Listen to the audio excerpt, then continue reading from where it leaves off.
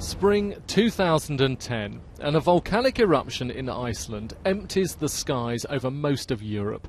100,000 flights are grounded, millions are stranded across the world. When the dust settled, scientists began working on a new system to help stop it happening again. And here's the man who came up with the idea. This is the pod that holds the instrument. A camera fitted to normal airliners that can see ash clouds in the distance. There's no certainty in science, so even though we have very good models, very good satellites, we're still not sure of where all the ash is. So with this, aviation will still be able to fly. They can fly around the cloud, they can fly over it if it's low enough, below it if it's high enough. The Avoid system, as it's called, uses infrared to look around 40 miles into the distance, and there was only one way to test it.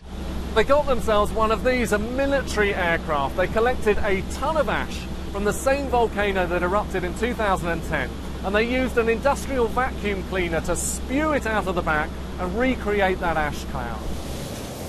And this is what it looked like. Airline EasyJet and manufacturer Airbus recreating an eruption over the Bay of Biscay, north of Spain. What we're seeing with the infrared camera here, the red's showing the density of the ash. Obviously, on the flight deck, the pilot has an electronic map. You can clearly see the ash clouds, giving the crew enough time to change course and fly safely by.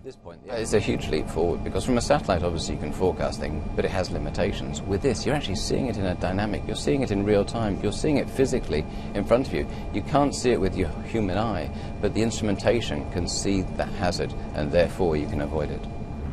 Icelandic volcanoes erupt every 5 years on average, but since 2010 we have better forecasting, better radar and better planning.